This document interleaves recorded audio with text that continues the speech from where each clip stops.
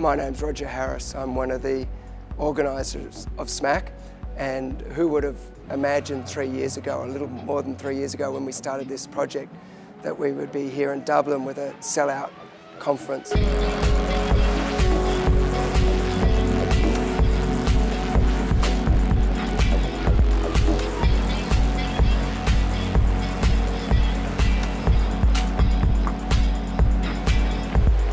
I'm Ollie Flower, and we're at SMACC DUB. What we've really wanted to achieve with SMACC more than anything else is to inspire people and energise them and make them feel enthusiastic about working, and so they'll do the best for their patients, whatever job they're doing.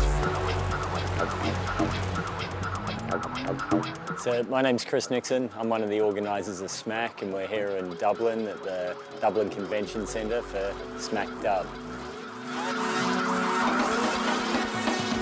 Yeah, for me, SMACC started with Roger and Ollie. Gave me a shout and said, hey, you're part of this big phone community, free open access medical education, that's grown up virtually. Wouldn't it be great to have a physical meeting place?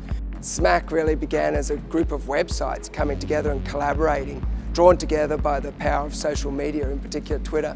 We decided to bring the power of what we were doing on the web to an in-person event, and so SMACC was born. My name's Roger Harris. I'm Ollie Flower. And I'm Chris Nixon. G'day.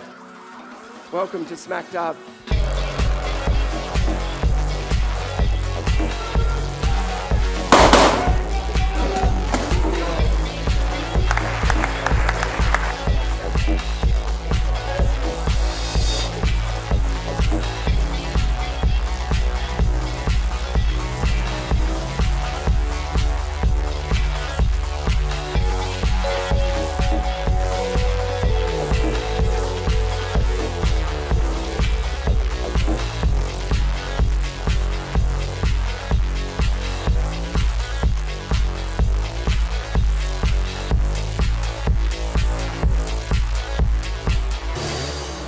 So SMACC stands for Social Media and Critical Care.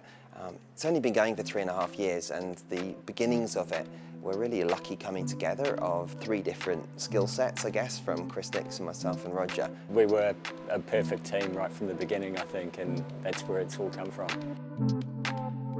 We often get the credit for a lot of the work that a huge number of people really contribute. My main interest has always been in getting the program right, finding the right people to give the right talks, but also using the entire team to help do that. You need lots of people involved in this sort of thing. So I'm Chris Bowles. I'm Chair of Social Media for SMACC.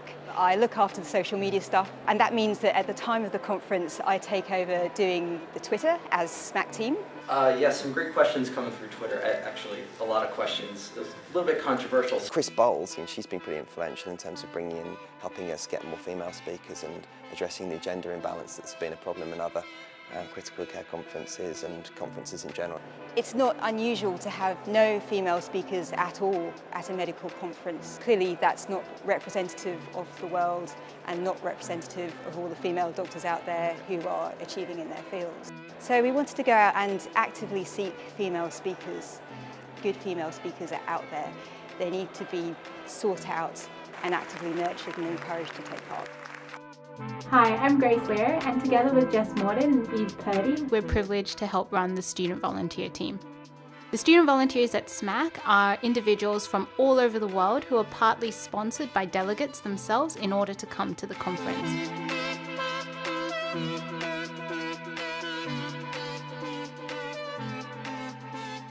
There's been appetite for something done a bit differently, and we've really tried to innovate the medical conference space as much as possible and try to make it as different as we can. The issue on the table. In patients with submassive pulmonary embolism, do we thrombolyse with highly toxic agents or support with other therapies? Remember, this decision affects lives. I'm not here to tell you what to do, just to give you the evidence so that you can decide.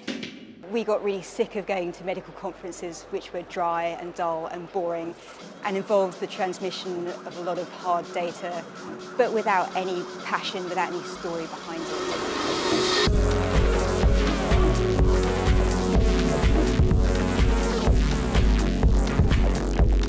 There was always this feeling that there was an appetite for this sort of thing, that having that physical meeting place would be good.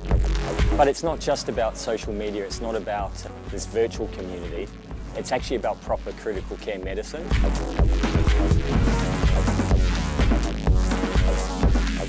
All of the people involved in SMACC are what we call FOMers, free open access medical educationists. And we've come together to give and share information free to each other and anyone else in the world. And I think that creates this enormous energy and vibrancy about the conference that I haven't experienced in my 25 years of education. The thing about this foam community is that it's built on free resources that anyone can use anywhere at any time. But it's not just resources. There is actually a real community that's built around it that interact with one another. And it was like a reunion of friends you'd never met before. The sense of love and warmth within the delegates has been amazing and pretty inspirational in itself. That's what we're aiming for. We're aiming to sort of create a family, really. We're aiming to create a global network of colleagues who have an informal relationship with each other, who can ring each other up about stuff or keep in touch through social media throughout the rest of the year. The atmosphere has been really buzzing and we've had lots of good feedback. Anyone who comes wants to come back. It's been a truly humbling experience for all of us involved to be surrounded by so many people who give of their talents and their time for free. Everybody's doing it because they believe in the education, and I think it's that sense of philanthropic education that makes this such a special time.